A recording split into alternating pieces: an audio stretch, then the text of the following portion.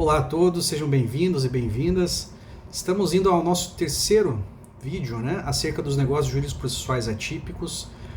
Tenho feito comentários. Se você não assistiu o primeiro e o segundo vídeo, eu peço que assistam, porque há uma sequência lógica no conteúdo, E todo esse conteúdo está embasado numa obra chamada Negócios Jurídicos Processuais Atípicos, Limites, Possibilidades e Controle. Uma obra feita por mim, um trabalho acadêmico, Eu vou deixar o link na descrição para todos aqueles que tiverem interesse em se aprofundar no estudo dos negócios jurídicos processuais atípicos, até porque é uma ferramenta transformadora que tem o poder de trazer mais celeridade, trazer efetividade à atividade jurisdicional.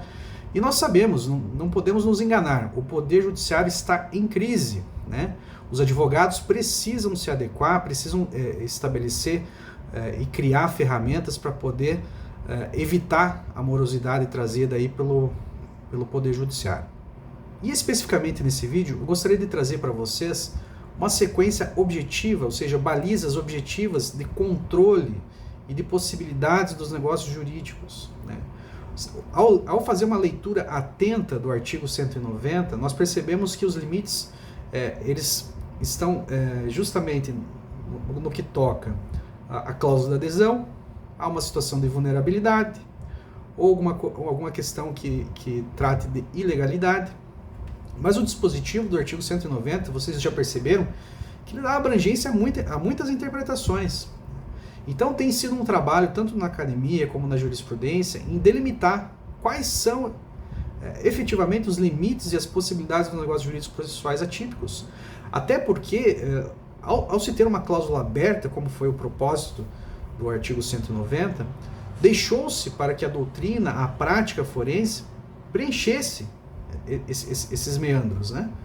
E estamos aqui justamente para trazer algumas possibilidades, algumas limitações dessas cláusulas, para que elas sejam aplicadas da maneira mais correta e não sofram com o reconhecimento de nulidades, certo? Tentei esmiuçar em meu livro uma sequência lógica com parâmetros claros acerca das limitações e das possibilidades dos negócios jurídicos processuais. Então eu vou tentar aqui lançar na tela para vocês uma sequência lógica com tudo que eu vou estar comentando, certo?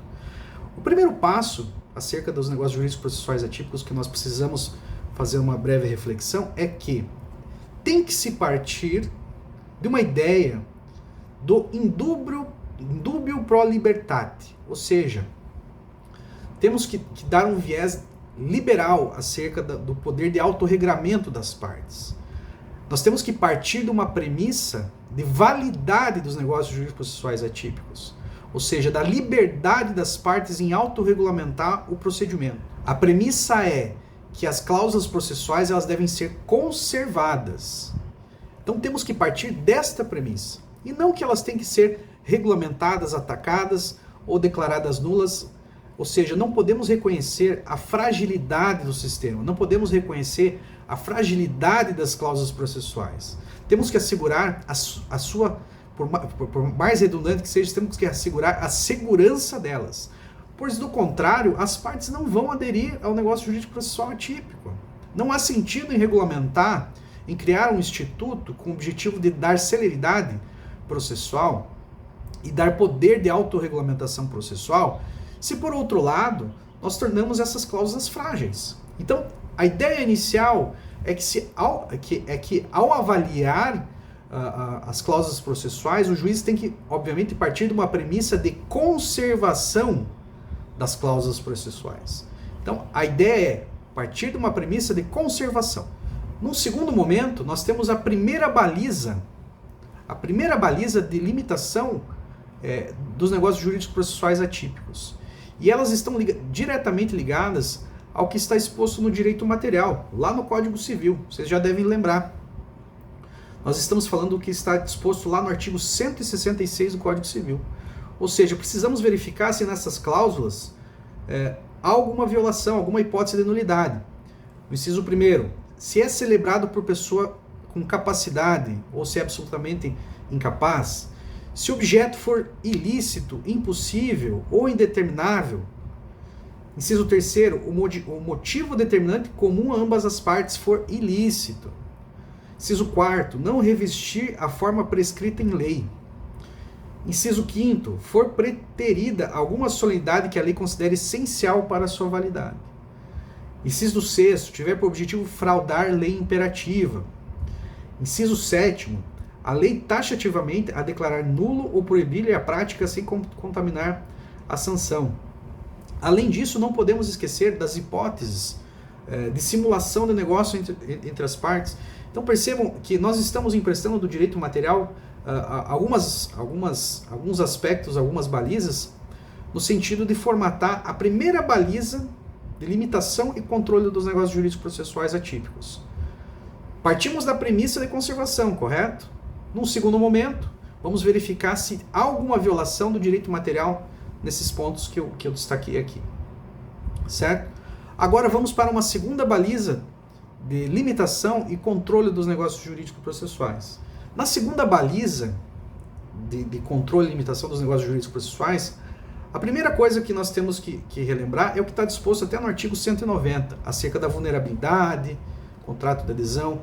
Por trás dessas duas palavras, o que nós percebemos é a preocupação do legislador em relação ao equilíbrio das partes, a parâmetros de igualdade e equilíbrio processual. No meu livro, eu coloco para vocês, dentre esses aspectos de equilíbrio, o primeiro subtítulo aqui, a plena compreensão dos efeitos da convenção processual pela parte. Ou seja, no momento em que ambas as partes sentam para conversar e negociar uma cláusula processual, ambas as partes têm que ter compreensão plena do que se trata aquelas cláusulas processuais. E é nesse ponto que eu acho interessante, eu acho, aliás, imprescindível para evitar a declaração de nulidade de uma cláusula processual, que haja participação de advogados em ambos os lados. Porque se uma das partes tentar invocar a nulidade da cláusula processual, por ausência de compreensão dos efeitos processuais dessa cláusula, a participação de um advogado de ambos os lados certamente vai evitar a declaração de nulidade. Ora, ambas as partes estavam assistidas por um profissional devidamente habilitado. Certamente esse profissional explicou para o seu cliente do que se trata essa cláusula processual. Num segundo momento, ainda falando em equilíbrio, nós temos que falar sobre o equilíbrio do poder de barganha na negociação. Porque quando as partes sentam numa mesa para negociar ou para estabelecer uma cláusula processual, obviamente se estabelece ali uma relação de poder. O que estou a dizer é que as partes, ao sentarem e negociar uma cláusula processual, não pode existir uma relação de poder superior à outra. Porque é natural que às vezes nós não tenhamos um poder de barganha, ou seja, de impor a nossa vontade para tentar barganhar algo num contrato ou numa cláusula processual. Da mesma forma, essa ideia tem que ser aplicada às cláusulas processuais. Porque do contrário, o que nós vamos ter é uma situação de uma cláusula de adesão. Se ambas as partes não têm de alguma forma o poder de barganhar, percebam, nós estamos diante de uma cláusula de adesão, que é justamente o que nós estamos tentando evitar, e está disposto lá no artigo 190. Né? Num terceiro momento, nós temos que avaliar, ainda dentro dessa questão do equilíbrio processual, uma situação de proporcionalidade entre ganhos e perdas das partes. Ora, ao fazer a leitura de uma cláusula processual, é evidente que se houver algum desequilíbrio entre a proporcionalidade entre ganhos e perdas para alguma das partes, isso vai ser perceptível. É perceptível quando uma das partes está perdendo. Isso não pode acontecer. Tem que existir um equilíbrio entre perdas e ganhos para ambas as partes. E por fim, como terceira baliza para as possibilidades e limites dos negócios jurídicos processuais, na minha obra eu coloquei a ordem pública processual. Quando nós falamos em ordem pública processual, ela não tem sido bem aceita por todos os doutrinadores, por toda a academia, como uma baliza de controle dos negócios jurídicos processuais, justamente por conta da abstração que há por trás do conceito. A ordem pública processual ela é tida por vários atores com aspectos diferentes, com interpretações diferentes, e para alguns autores, isso de alguma maneira ajudaria a inviabilizar a aplicabilidade dos negócios jurídicos processuais. É compreensível essa preocupação.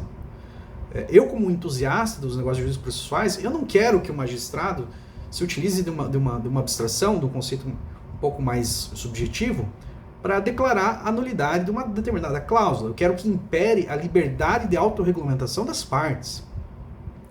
Mas nós não temos como fugir dessa última baliza. Porque a ordem jurídica processual, ela visa justamente impedir que o processo seja utilizado para um fim que não seja o propósito dele.